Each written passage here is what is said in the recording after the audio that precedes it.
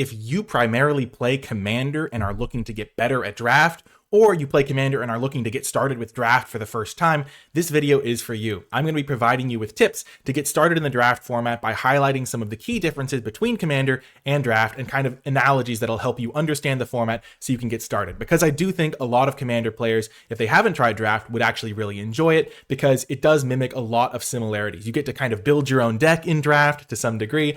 Every game feels different because it's mostly singleton or maybe 2 copies of an individual card in play, battling things out against your opponent, and every format is different. So you get a lot of variety, and I feel like that's a lot of what Commander players enjoy, because even though your Commander deck is always the same, the way it lines up against your particular pod might be very different, or even from game to game, it feels very different because of the singleton nature of things and the particular cards you and your opponents are drawing. So I feel like that's things that Commander players could enjoy. And so if you're new to Draft, and maybe you have some extra packs that you want to play with your friends some drafts, or you have one friend who's really into Draft, always trying to get you to play, this could maybe help you feel more comfortable so you can then go play with your friends. The first thing that I want to talk about in relations to Commander versus Draft is that synergy isn't everything in Draft. There are synergistic decks. There are formats where synergy is more of a priority, but compared to Commander, where you get to build your deck around one particular card and always have access to that card from the command zone, Draft isn't going to be like that. So in Commander, you have really powerful cards that tend to synergize with your commander. It might be like, wow, this card is really good for me because my commander cares about +1/+1 counters, and this card is strong and cares about +1/+1 counters. And so you're building these synergistic cards that are also very powerful because you have so many options to choose from that you can kind of do both at the same time.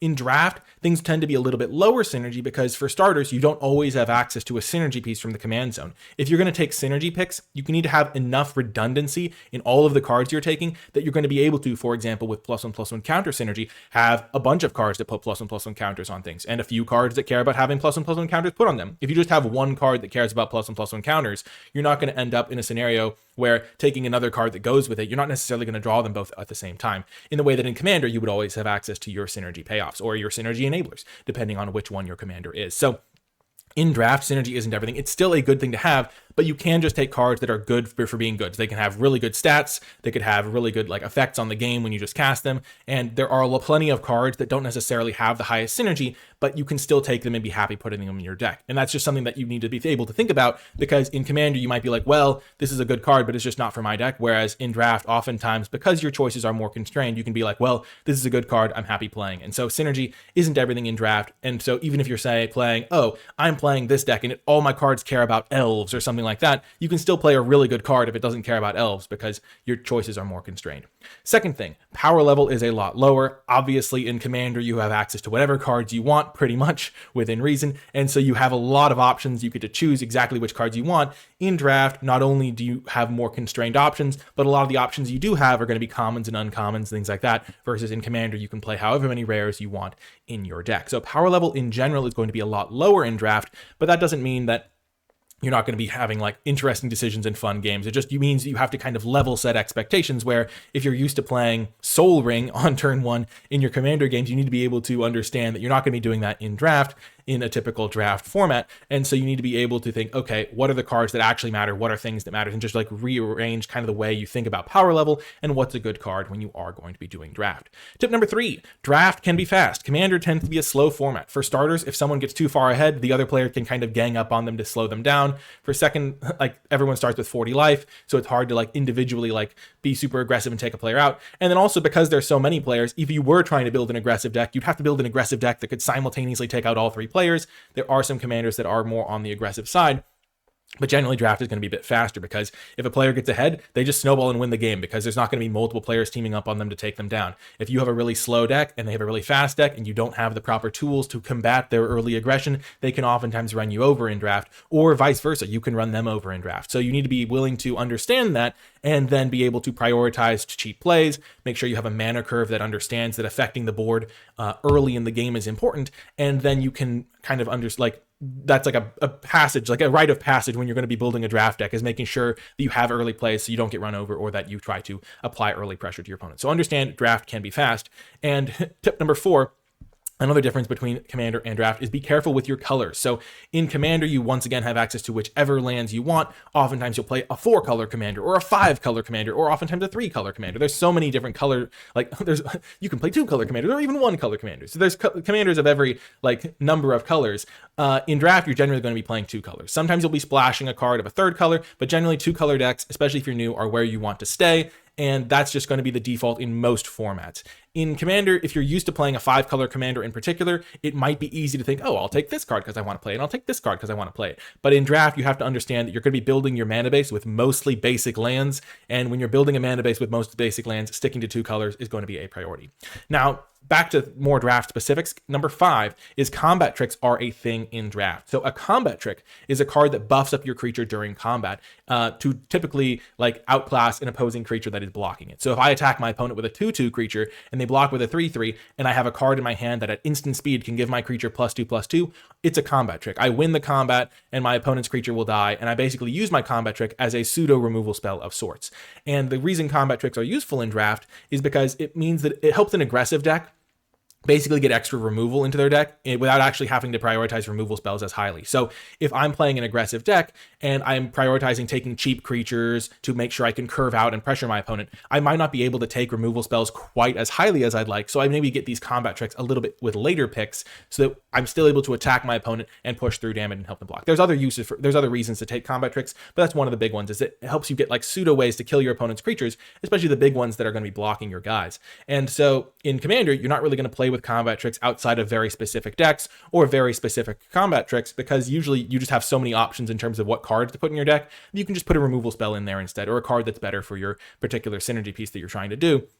And so you don't necessarily need to be using these combat tricks the way in Draft you might actually have to. And so if you are playing against an opponent who makes a suspicious attack, a combat trick should be something that comes to your mind of, oh, maybe they're going to be buffing up their creature at instant speed. Or if you're going to make an attack against an opponent that has mana up, you can think about that as well to some degree.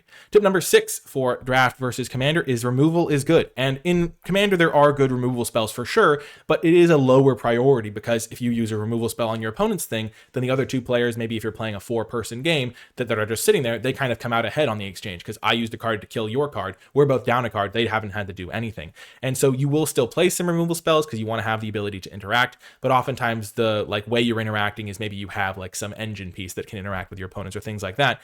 In Draft, removal spells, because it's just 1v1, removal spells can be very good. There are some cards that have an outsized impact on the game because there are rares and mythics floating around in the games with a bunch of commons and uncommons that you really want to be able to kill. Sometimes you need to be able to kill a big flyer because your opponent just has a flyer and you don't have the ability to block it because you don't have any reach creatures or flyers of your own.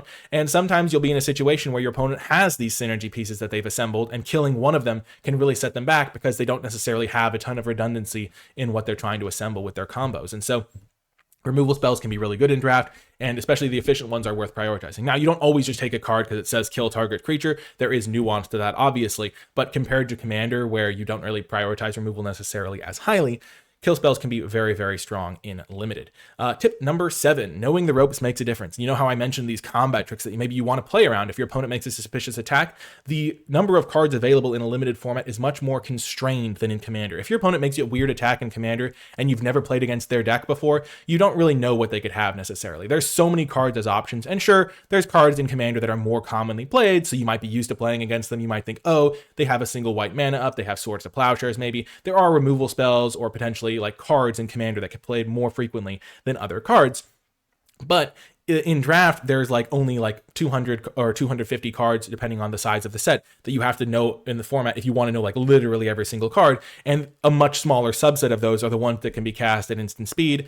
So knowing the ropes of the format, knowing what they could have is much easier. And you don't have to memorize every card, but just being aware of some of the cards that they could have can be helpful. Also, going into a draft and understanding what each archetype is trying to do can be very helpful as well, because typically there will be 10 2-color pairs, and each one's trying to do a certain generic plan to maybe boost its power level with some synergy, because we said synergy's lower, but there are still synergies you're trying to assemble. And so knowing those in advance can be oh, if I see this card, it's probably a card meant for the blue-red deck, for example, versus, oh, this is just a card that every red deck wants, or something like that. That can be a helpful distinction to know. Knowing the ropes can make a big difference in your both doing well in Draft and also your enjoyment of the Draft format, because it just helps you understand things a little bit better and have more success when you just know before you even start playing This is generally what the format's going to be trying to do. This is generally what things are going to look at. It's almost like if you're playing in a game, a commander game, and you're playing in the local group with your friends, so you kind of know what each deck is trying to do. You know, this is the player that's going to have counter spells. This is the player that's trying to make a bunch of tokens, so I might want to save my board wipe for after they make all their tokens.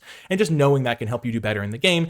It's similar in draft. Each format, there's going to be certain things that you can understand and certain things that you can kind of benefit from just by knowing in advance. And tip number 8, the final tip we're going to cover here, is flexibility is a good trait to have in draft. In Commander, if you have only one Commander deck, you're going to be playing the same kind of game plan every single game, and there is a lot of variety in that because there's 100 different cards in your deck. Your opponents are going to be playing different decks, and the order you draw your cards and the order they draw their cards, and it's going to make every game feel a lot different.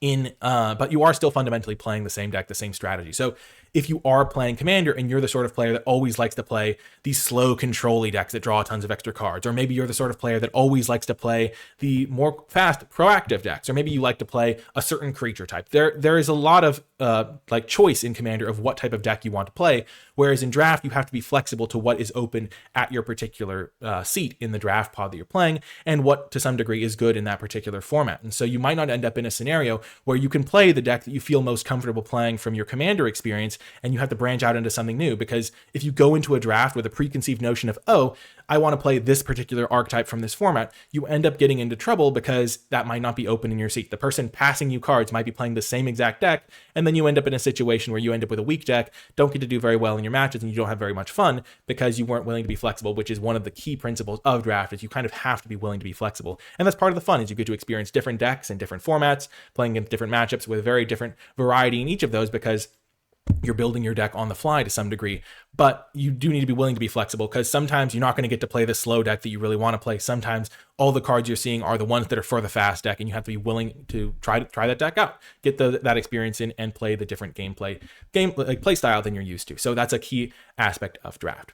Anyway, that's going to do it for these tips. I hope you feel more comfortable going into your next draft. If you are a Commander player, if you made it to the end of this video, in the comment section down below, leave hashtag #DraftCommander, because now you will be the commander of your next draft, hopefully, or doing a little bit better and feeling a little bit more comfortable. That's going to do it for this one, though. I hope you enjoyed it, and I'll talk to you next time.